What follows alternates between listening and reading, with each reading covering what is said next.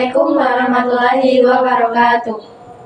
Perkenalkan, kami dari kelompok 6 yang beranggotakan saya Umi Syarifah, saya Azhara Sitaresmi, Saya Fitri Syati, dan saya Arvina Maharani.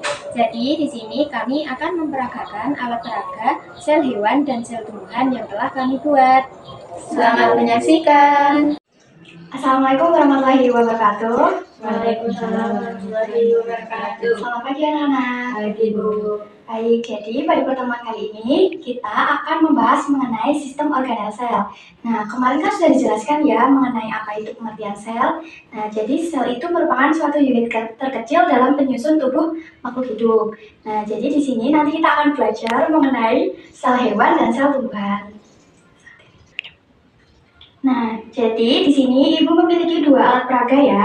Yang ini merupakan alat peraga sel hewan dan yang ini merupakan alat peraga sel tumbuhan. Nah, nanti pada pelajaran kali ini nanti kita akan mempelajari nih apa aja sih perbedaan yang ada di sel hewan dan di sel tumbuhan.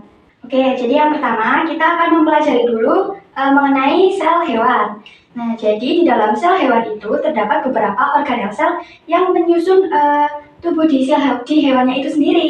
Nah, contoh organel selnya itu seperti nukleus, terus ada nukleus, ada membran inti, kemudian ada sitoplasma, retikulum endoplasma kasar, dan retikulum endoplasma halus. Kemudian di sini juga ada badan Golgi, ada lisosom, ribosom, sitoskeleton, mitokondria, dan sentriol. Nah, jadi ini merupakan sel hewan, di mana kalau nukleus ini itu memiliki fungsi untuk mengatur segala aktivitas yang dilakukan oleh sel-sel lainnya. Kemudian kalau nukleus itu biasanya berada di dalam nukleus, dia tuh posisinya lebih kecil.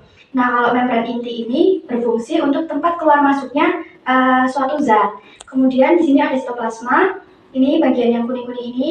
Nah, biasanya itu sitoplasma itu berupa cairan kental. Nah, fungsi sitoplasma sendiri itu untuk proses metabolisme sel. Kemudian di sini ada RE kasar dan RE halus. Kalau RE kasar ini membantu ribosom dalam sintesis protein.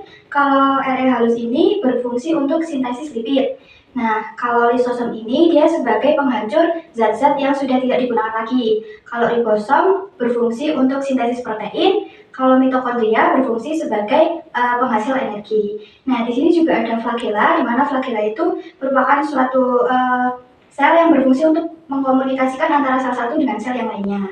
Begitu penjelasan mengenai sel hewan. Sebenarnya ini merupakan alat peraga sel tumbuhan.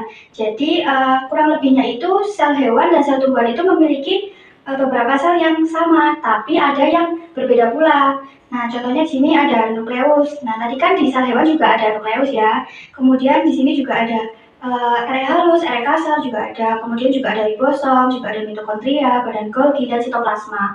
Namun bedanya di sini kalau sel tumbuhan itu memiliki kloroplas.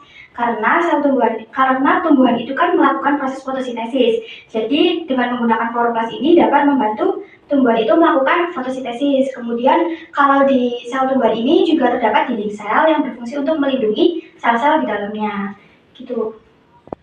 Kesimpulannya, dua sel ini itu memiliki organel sel yang ada yang sama, ada yang berbeda. Contohnya kalau di sel tumbuhan ini terdapat kloroplas, kalau di sel hewan tidak terdapat kloroplas.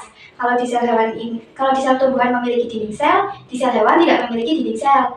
Selanjutnya, kalau yang di sel hewan itu terdapat lisosom, kalau di sel tumbuhan tidak terdapat lisosom.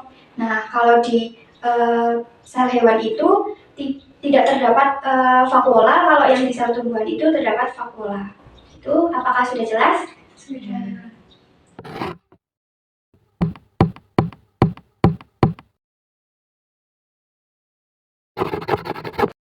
Baik, setelah saya memperhatikan apa yang Ibu jelaskan, saya jadi lebih mengetahui tentang organel sel dalam sel tumbuhan dan sel hewan. Begitu juga dengan perbedaan keduanya.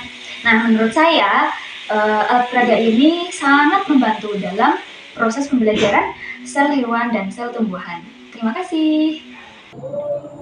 Sekian video yang dapat kami sampaikan. Apabila ada salah kata kami mohon maaf. Wassalamualaikum warahmatullahi wabarakatuh.